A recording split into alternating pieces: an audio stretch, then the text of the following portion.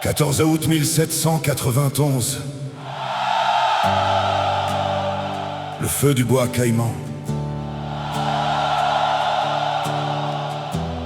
Peuple haïtien, avant les victoires, avant les batailles historiques, il y eut une nuit. Une nuit où des hommes et des femmes réduits en esclavage décidèrent que la peur ne gouvernerait plus leur vie. 14 août 1791. Ce soir-là, ce n'était pas seulement une cérémonie, c'était le réveil d'une nation encore enchaînée. Et aujourd'hui encore, la question reste la même.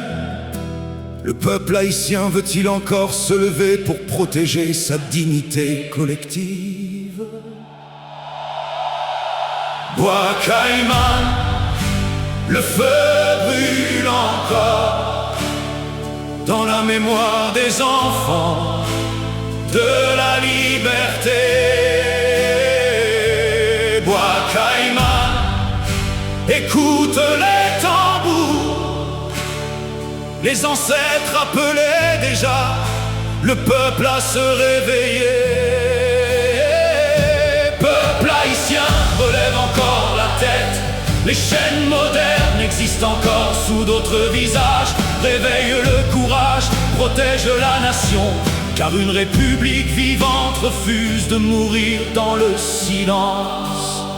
1791, la colonie tremblait déjà sous les injustices. Des hommes travaillaient jusqu'à perdre leur force, leur famille, leur existence. Mais au milieu de cette souffrance naquit une décision historique. Un peuple fatigué de survivre choisit enfin de devenir libre. Dans les montagnes, sous la pluie, sous les regards des ancêtres, des voix se levèrent contre un système construit sur la peur et les fouets. Bois Caïman n'était pas seulement un rassemblement spirituel, c'était le moment où le peuple transforma sa douleur en volonté collective. Les maîtres croyaient posséder les corps et contrôler les esprits, mais ils ne comprenaient pas qu'un peuple humilié finit toujours par se relever un jour. Car lorsqu'une injustice dure trop longtemps, même le silence finit par devenir une révolution.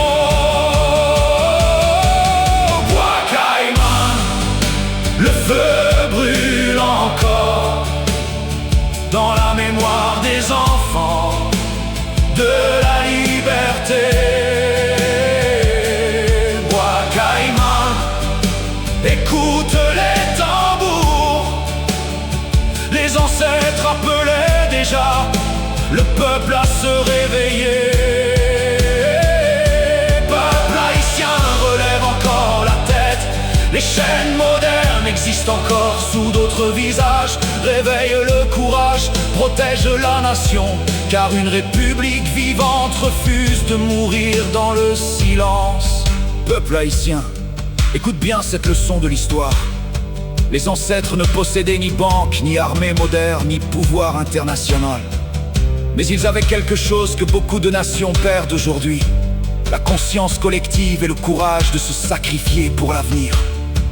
Aujourd'hui, les chaînes ne ressemblent plus aux chaînes des plantations. Elles prennent parfois la forme de la corruption, de la peur, de la manipulation.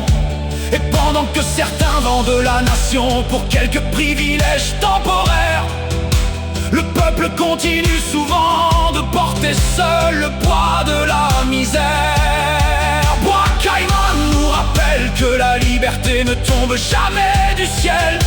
Elle exige un peuple capable de défendre sa dignité réelle. Une nation divisée devient vulnérable devant les intérêts étrangers.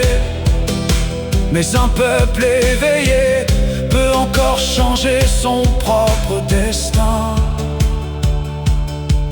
Les tambours des ancêtres résonnent encore, pas pour glorifier le passé, mais pour réveiller les consciences endormies. Bois Caïman, le feu enfants qui refusent d'abandonner. Bois Caïman, écoute les voix.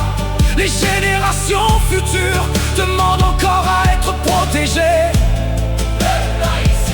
Regarde ton histoire, tes ancêtres ont défié l'impossible autrefois. Réveille le courage, protège la République, avant que la mémoire du sacrifice disparaisse avec le temps. Peuple haïtien, les ancêtres de 1791 n'étaient pas certains de survivre. Mais ils savaient une chose: un peuple qui accepte éternellement l'humiliation finit par perdre son âme. Et parfois, la première révolution commence simplement quand une nation décide enfin de ne plus vivre à genoux.